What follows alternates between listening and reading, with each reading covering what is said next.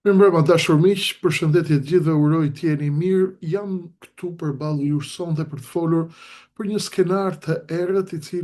për cilin kemi folur gjatë këtyre dy ditëve dhe është loja e rrezikshme që është duke luajtur Vučići në Serbi. Çfarë është duke ndodhur dhe ndërsa sytë e botës janë të ngulura tek vijat e frontit në Ukrainë dhe në lindjen e mesme dhe në luftën ndërmjet SBA-ve dhe Iranit, një fitil i rrezikshëm është duke u ndezur në vijën e pasme të Europës. Ujërat që mund të devijohen, liqene të cilët mund të shpërthejnë situata në Ballkan, situata të rrezikshme dhe mund të sjellin situata të paprecedenta, kërcënohen, të thahen burime ujërash dhe të devijohen, të rishkruhen harta ndjes në dhomat e errta të Beogradit janë duke ndodhur të gjitha këto. Pse? Sepse Tirana është e zënë me një establishment politik që është në fundin e jetës tij dhe po jep grahmat e fundit, sigurisht jo vetëm për arsyet e atyre herojve që kanë dalë dhe po protestojnë për 75 ditësh sot në shesh, por për arsye të mëdha gjeopolitike, por që kur gërshetohen edhe me fluksin e sheshit dhe me qëndresën 75 ditore të shqiptarëve, situata bëhet akoma më e komplikuar. Apo shohim thjesht një retorik boshe të radhës të Aleksandr Vučićit, apo po përgatitet skenari më i errët për Ballkanin. Ky është një udhtim i shkurtër që do t'ja bëj sonte, për arsye se kam patur ngarkesë të madhe, do të flas për këtë ngërç të madh politik dhe lojrat e rrezikshme që kërcënojnë të hedhin në erë paqen e brisht të Ballkanit. Aq më tepër, kjo paqë bëhet akoma më e brisht në kushtet kur ne jemi të vetëdijshëm të gjithë që kufit e Ballkanit, çështja e shqiptarëve, çështja jo vetëm e shqiptarëve në Ballkan është ende me fitil të ndezur. Baruti është i tharë veçanërisht në të nxehtin e tmerrshëm të gushtit dhe në të nxehtin e tmerrshëm gjeopolitik, i cili po ripiketon pikat më të nxehta, të cilat do të përgatisin lojën e rrezikshme dhe lojën e nxehtë globale të vjeshtës. Për te zhurmës së ditës, ne duhet bëjmë një pyetje të madhe sot. Kush po fshihet pas provokimeve që synojnë të paralizojnë Kosovën dhe ta mbajnë Europën tërësisht në ankth? Qëndroni me mua për pak minuta, sepse do të zbardhim skenarin e fshehtë që nuk duhet ta lejonim kur të përsëritej as ne, as serbët dhe as kush tjetër në Ballkan. Po të shohim analizat e deklaratat e Vučićit lidhur me projektin e mundshëm të ndryshimit të rrjedhës së lumit Iber, tregon se kjo nuk është thjesht një ide teknike apo një çështje mjedisore, por një lëvizje e mirë menduar politike. Unë do t'ju tregoj në pika të shkurtuara se përse Vučić vazhdon të rrizë dozën e provokimit përmes kësaj retorike. Përdorimi i ujit si armë strategjike dhe mjet presioni, dhe kjo quhet gjeopolitika e ujit. Lubi Iber dhe liqeni i Ujmanit, i gazi vodës, janë jetik për furnizimin me ujë, bujqësinë dhe sektorin energjetik të Kosovës. Duke kërcënuar me devijimin e tij, Vučić po prek një nga pikat më kritike të sigurisë kombëtare të Kosovës, por tashmë ai ka rritur dozën. Ai ka thënë se ka gati grupin e inxhinierëve, të cilët do të merren me punimet apo me devijimin e rrjedhës së lumit Iber, sepse ai ka bërë ndërmend të ndërtojë një hidrocentral.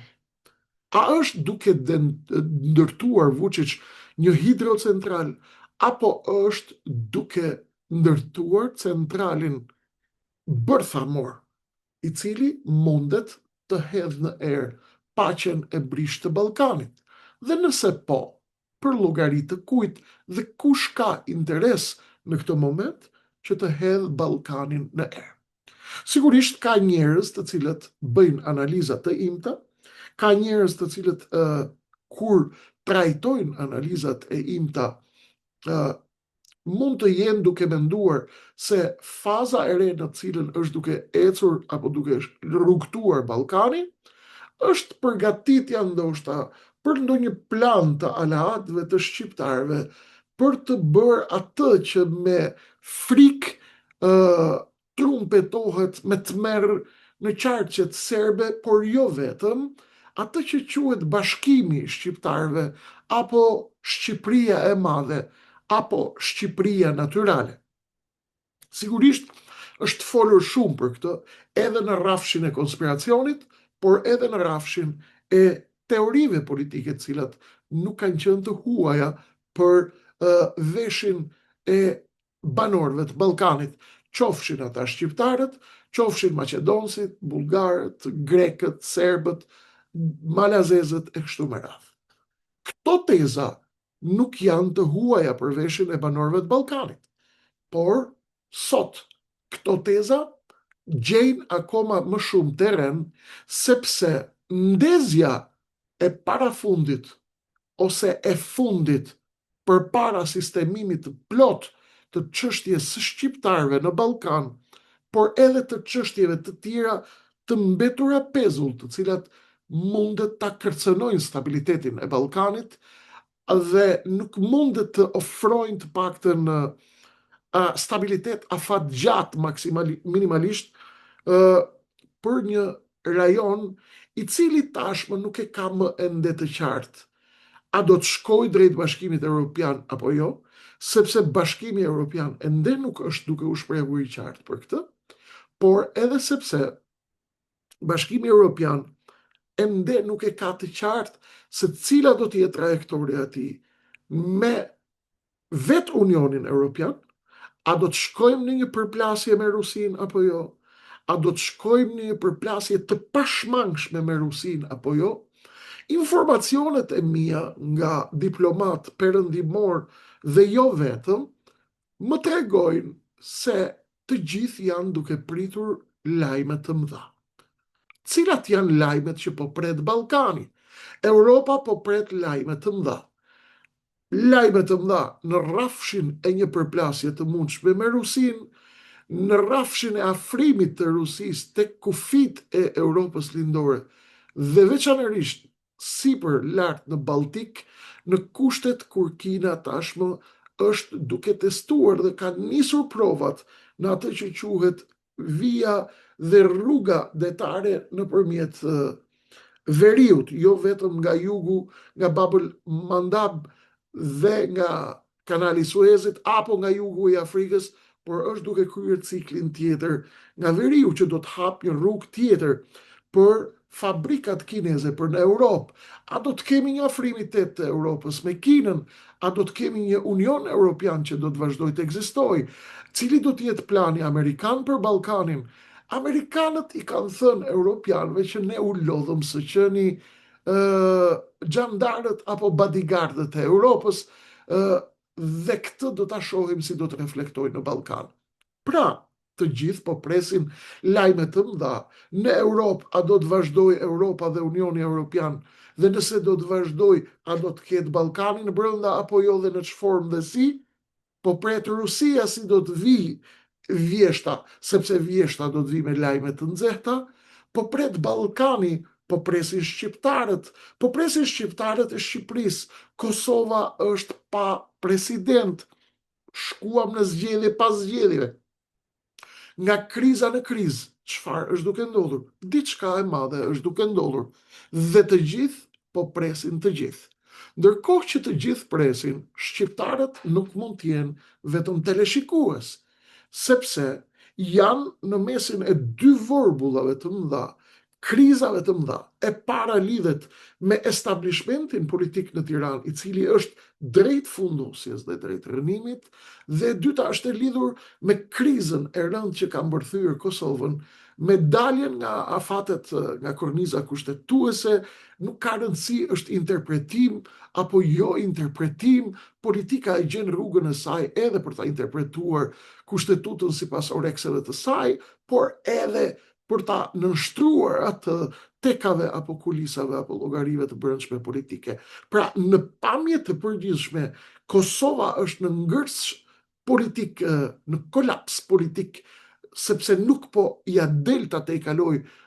sfidën e rrezikshme të presidentit, ndërsa elita politike Tiranë është në vatër zjarri, sepse jemi në tranzicionin e madh që pritet të ndodhë. Rama ka rënë, ju duhet jeni të përgatitur për këtë. Rama po vazhdon të qëndroj bashkë me ortakun e tij Berishën, sepse ai po pret se cila do t'jetë formula e tërheqjes së tij nga loja, dhe nëse ai do të marrë garanci për daljen e butë nga loja apo jo. E takoj dhe George Sorosin, nuk do hym në analizë, sepse nuk duam ta shpjegojmë dy herë atë që e shpjeguam brëm, por dy vatra të nxehta brenda shqiptarëve i kanë dhënë zemër Vučićit që të hidhet në sulm, fillimisht duke provokuar me Ibrin, më pas duke provokuar me Biondinën, që kishte synim të rrafshonte etnikisht shqiptarët, po të kishte qenë në vend të Miloševićit, dhe sot del sërish dhe e rrit dozën duke thënë ne po bëhemi gati. Ky është mesazh friksimi, se për të thënë pra se Beogradi e ka fuqinë për të paralizuar gjithçka në Ballkan. Dhe pas një diskutim, Vučić e lidh hapur këtë nismë me zhvillimet në terren dhe veprimet e qeverisë së Kosovës në veri, si që ishte për shembull prishja e objekteve apo e vilave ilegale të serbëve pranë Ujmanit dhe veprimet e policisë Kosovës. Ai është duke e përdorur çështjen e Ibrit si një kundërpërgjigje të orkestruar për të thënë, nëse ju goditni interesat tona në Kosovë, ne i kemi të gjithë mekanizmat për t'ju goditur ju burimet tuaja jetike. Udhëheqja e narrativës përmes shpërqendrimit dhe diversioni politik është një nga strategjitë e tij. Brenda Serbisë, ose në raport me presionet e vazhdueshme ndërkombëtare për dialogun, Vučići vazhdimisht përdor kriza të fabrikuara ose tema nacionaliste që trembin për të tërhequr vëmendjen e opinionit publik brenda në Serbi nga problemet e brendshme, nga dështimet e tij ekonomike apo nga lëshimet e mundshme në tryezën e bisedimeve ndërkombëtare, sepse ai është i vetëdijshëm që presioni do të vijë duke u rritur. Vučić po teston vijat e kuqe të SBA-s dhe të Europës nëpërmjet këtyre provokimeve. Beogradi po mat pulsin e ndërkombëtarëve, siç ju shpjegova edhe mbrëm, po provon sa larg mund të shkojë me retorikën e tij të destabilizimit për të përballur me sanksione të rënda apo me ndëshkim diplomatik. Po teston zyrtarisht Brukselin, po teston Washingtonin, po teston Tiranën që është në krizë dhe Prishtinën që është në krizë. Ai po jep mesazh serbëve se çdo lloj tensioni për serbët e Kosovës dhe çdo lloj prekje interesave të tyre, Vučići është garanti i tyre, dhe ai nuk do të tërhiqet dhe spyt për presionet e Prishtinës apo Tiranës apo të huajve ndërkombëtarëve, sepse ai gjithmonë ka një plan emergjent për të mbrojtur interesat serbe me çdo kusht. Pozicionimi i fortë në tavolinën e ardhshme të negociatave është një tjetër arsye, sepse në diplomaci, miq të dashur, krijimi i një krize artificiale apo i një tensioni artificial është një negociat, është një taktik për negociat. Pra sa herë dikush synon të krijojë artificialisht një krizë, ai është duke u përgatitur që të forcojë kushtet apo kartat nënmëng të negociatave, që do të thotë Vučići është i përgatitur për presionin që është duke ardhur në drejtim të tij. Ndaj, marrja një hapi ekstrem të devijimit të një lumi ndërkufitar, nëpërmjet këtij hapi, Vučić kërkon të krijojë një karton imponues, një zhol imponues për të fituar lëshime në çështjet që lidhen me asociacionin e komunave me shumicë serbe, për çështjet e pronësisë dhe normalizimi i retorikës konfliktuale si gjendje e përhershme është një nga situatat e tjera të cilat synon Vučić t'i provokoj. Pra, ai po synon të krijoj provokime, provokacije, siç i thon ata, me intensitet të lartë, sepse ka një qëllim të padeklaruar që është tentativa e tij për ta mbajtur rajonin në gjendje as luftë as paqe, as mish as peshk. Dhe kjo i intereson strategjisë afatgjatë të Serbisë për ta mbajtur të ngrirë konfliktin e Kosovës, për ta penguar integrimin e Kosovës në strukturat ndërkombëtare dhe konsolidimin e shtetësisë dhe të pavarësisë. Përdorimi i dokumentave të vjetra për t'i dhënë legjitimitet një kauze politike është synim tjetër i Vučićit. Dhe fakti që ai përmend se dokumentacioni ekziston nga e kaluara, lidhur me projekte të vjetra të komunës së Novi Pazarit, kjo tregon se kemi një taktik të sofistikuar. Ai po përpiqet të sjellë një projekt politik dashakeq nëpërmjet një plani teknik zhvillues energjetik që e kemi harruar më parë. Këtë e bën për t'ju shmangur akuzave direkte se po bën thjesht politik ditore. Ushqyerja e serbëve me nacionalizëm dhe elektoratit radikal është një nga qëllimet e tij, sepse në skenën politike serbe ashpërsia ndaj fqinjve dhe ndaj Kosovës mbetet formula më e sigurt për të fituar pikë elektorale tek shtresat nacionaliste serbe. Këtu pra të dashur miq, Aleksandar Vučić i përdor ndërkombëtarët dhe i tërheq ata për t'i fikur zjarret, pra ai ndez artificialisht zjarret të paqëna në një moment kur perëndimi apo kur amerikanët dhe europianët janë të involvuar, të përfshirë në situata krejt të tjera, ai ndez zjarre artificiale në Ballkan për t'i detyruar dhe për t'i vënë perëndimin pra përballë faktit të kryer dhe për t'i detyruar ata të fokusohen tek shuarja e zjarreve, siç është edhe kërcënimi për lumin Ibër, më shumë se sa të merren t'i bëjnë presion Serbisë për çështjet e marrëveshjeve përfundimtare, më mirë le të merren me Serbinë dhe me lumin Ibër. Interesi kryesor i Serbisë në Kosovë, mbajini mend, mbetet kontrolli mbi veriun e Kosovës. Ngërçi politik në Prishtinë i jep Vučićit një hapësirë që të mos ndërmarr asnjë hap drejt integrimit real të serbëve të Kosovës, pra, në sistemin e kushtetutës Kosovës. Duke e mbajtur veriun si të ngrirë dhe një zonë të pacënuar nga autoriteti i Prishtinës, ai përgatit terrenin për ta përdorur atë si një kartë të fortë në çdo proces të ardhshëm, ku ai kërkon të shkëmbejë tërheqjen nga tensionet me lëshimet e mëdha politike, siç mund të jetë për shembull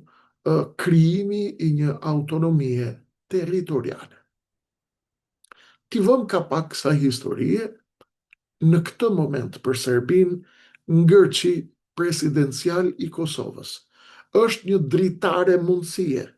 Interesi i Vučićit nuk është zgjidhja e problemeve,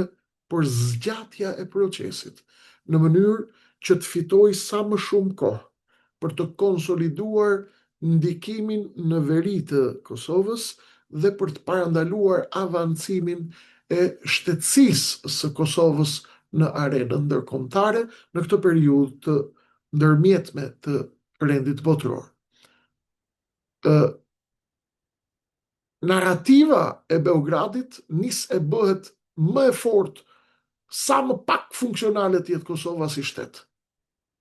Dhe kështu justifikohet ndërhyrja e vazhdueshme e Serbisë si palë negociuese apo si palë e cila mund të ketë në dorë të qetësojë situatën. Dhe interesi i Serbisë për të ndezur tensionet në Ballkan në këtë moment gjeopolitik ndahet në 3 drejtime kryesore. Shumë shkurt. Fillimisht kemi lojtarë të rëndësishëm siç është Rusia, e cila synon që përpara se të goditet nga perëndimi ta shqetësojë perëndimin, veçanërisht Bashkimin Evropian dhe amerikanët ti trazoj ujërat në Ballkan, sepse është në interesin e Rusisë që trazoj ujërat e Ballkanit dhe çdo zonë tjetër ku mundet ta bëj këtë, sepse kjo do të shpërqendronte energjitë e perëndimit dhe sigurisht do të ulte presionin ndaj Moskës, presion të cilin Putini është i vetëdijshëm që është duke ardhur në vjesht, do të jetë një vjesht e nxehtë, e tham, jo vetëm në Ballkan, jo në Rusi, jo vetëm në lindjen e mesme, por kudo në planet. Rusia ka interes direkt që Ballkani të ngjelet ajo fuqia e barutit të ndezur, sepse çdo krizë në rajon pra shërben për ta shpërqendruar vëmendjen e SBA-ve dhe të Bashkimit Evropian nga lufta në Ukrainë, ul presionin ndaj vetes, duke përdorur mekanizmat e saj të ndikimit hibrid. Moska kërkon të mbaj situatën dhe terrenin të destabilizuar dhe vazhdimisht në lëkundje. Dhe kjo e blokon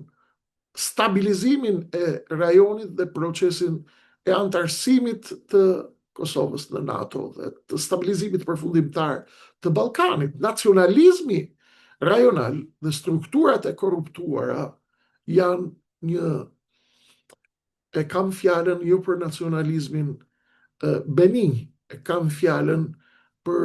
nacionalizmat e çmendura, si nacionalizmi i bjondes serbe, ministres së Vučićit, e cila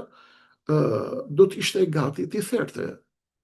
shqiptarët e Kosovës, po të ishte qenë në dorë të saj, sikur të kishte qenë ajo Miloševići edhe një herë. Elitat hajdutokrate dhe elitat që pretendojnë se janë kalorësit e nacionalizmit serb, veçanërisht pra në Beograd, përmes satelitëve të tyre në Bosnjë Hercegovinë, në Kosovë, ata gjejnë tek tensionet e vazhdueshme mjetin më efikas për mbjetesën e tyre politike. Dhe ndezja e konflikteve etnike dhe territoriale u jep pas një diskutim mundësi këtyre liderëve që të mbulojnë dështimet e brendshme ekonomike, të shuajnë zërat e opozitës dhe të mbajnë elektoratin ndezur përmes frikës dhe narrativës së armikut të jashtëm. Kjo është situata në Ballkan, të cilën u ndala ta kuptojmë në këtë moment, edhe një herë sot, një, sepse është jetike, e dyta, sepse lidhet jo vetëm me Serbinë dhe Kosovën, lidhet me komplet rajonin situata, dhe ajo çka është më e rëndësishme mund të lidhet në një mënyrë apo në një tjetër edhe me mbijetesën apo tentativën për mbijetesë politike të klasës së vjetër politike në Tiranë, e cila edhe ajo është interesuar që të ketë konflikt në Ballkan, sepse sa më shumë të rriten tensionet në Ballkan, sa më shumë të arrisë Vučići presionin e tij në Ballkan, nëpërmjet rrjeteve të tij, apo nëpërmjet krijimit të destabilitetit përmes provokimit me devijimin e hibrid, kjo e ndihmon edhe elitën e Beogradit, e cila kontrollon sot qeverinë shqiptare pas një diskutim, kontrollon narrativën e sigurisë tonë kombëtare, i kemi në majat e sigurisë tonë kombëtare këtu, dhe Vučići, mos e harroni, është shumë i shqetësuar nga protestat që mund t'i heqin Ramën nga dora. Serbia është shumë e kujdesshme dhe po përpiqet të kuptoj se cilat janë alternativat ndaj Ramës dhe Berishës në Shqipëri. Dhe serbët janë gjithashtu të shqetësuar pse ka diskrecion të lartë, ka sekret të lartë për figurat, grupimet apo personazhet apo ofertat nën mëng sekrete që mund të ketë për të punuar tashmë edhe Washingtoni edhe Bashkimi Evropian, edhe alatët e tyre, se cila mund të jetë klasa zëvendësuese e klasës politike Rama Berisha. Rama dhe Berisha janë në largim e sipër. Rama i ka mbyllur letrat, po negocion me Alex Sorosin dhe me sistemin një tërheqje të butë, por Vučići do të vazhdojë tentativat e tij për ta destabilizuar rajonin, sepse një rajon i destabilizuar e vonon interferencën amerikane dhe europiane, por edhe të lojtarëve të tretë, për të ndihmuar popullin shqiptar nëse ka plan për të larguar elitat hajdutokrate dhe elitat politike që trashëgoi Ramizalia nëpërmjet PS-s dhe PD-s në vitin 1991. Kontrata e tyre është e përfunduar, sepse ne si shqiptar e kemi shndërruar në kosto për sistemin, për Amerikën dhe Europën, për ata të cilët thonë Kreshnik, po këta na vodhën, na shkatruan, bërtisnin Amerika, po patjetër. Amerika, ju a kam thënë, nuk është organizat bamirëse, kërkon stabilitet më shumë se sa demokraci për vende si Europa, si Ballkani Perëndimor kështu me radhë. Për këtë arsye, Vučići kërkon ta destabilizojë Ballkanin bashkë me fuqitë e tjera të treta, të cilat nuk shpallen në aleancë të drejtë për drejtë me elitat politike të Tiranës, por kanë aleancë sekrete. Dhe ai duke e destabilizuar e zhbën tentativën dhe lojën tonë në shesh, populli shqiptar që ka dalë në shesh, për të rritur koston e elitës vjetër politike shqiptare në drejtim të sistemit, pra. Dhe duke e bërë situatën e destabilizimit të Ballkanit më pranë ndezjes, Vučići e ndihmon establishmentin e vjetër të Beogradit në Tiranë, që kryesohet sot nga Edi Rama, duke i dhënë mundësinë perëndimit amerikanëve dhe europianëve që shiko se tashmë kemi stabilitetin e Ballkanit e kemi më të rëndësishëm se sa ndryshimi i elitave politike në Tiranë. Kush e ka në dorë stabilitetin e Ballkanit? Vučići. Atëherë e atë shkojmë, bëhemi dhe të merremi vesh me Vučićin, sepse kartat e Ballkanit dhe të Shqipërisë dhe të Kosovës i pas ka Vučići. Kjo është loja. Këtë lojë nuk doja të flesonte, pa çka se jam i lodhur, i raskapitur, kam qenë në një ditë me angazhime të mëdha, nuk munda të jem live, dhe pa diskutim kam dhe unë impenjime të mia familjare për të cilat duhet të kujdesemi krahas vendit atë dheut e Shqipërisë. Ju falenderoj nga zemra për kohën tuaj të çmuar. Mos harroni t'ja çoni pjesës tjetër të shqiptarëve këto biseda, këto shpjegime të rëndësishme. Mos harroni të bëni like, share, subscribe. Ju vlerësoj shumë,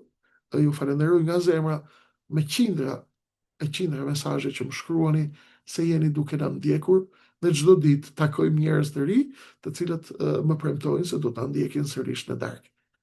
Natë e mirë për sonte, ju përshëndes të gjithëve, ritakohemi nesër me zhvillime të radhës, gjithmonë, siç e dini, me kismet. Deri në një takim të dytë, në një moment të dytë, që unë do ta shoh të arsyeshme, qofshi bashkë me të dashurit tuaj, nën kujdesin e të Madhit Zot.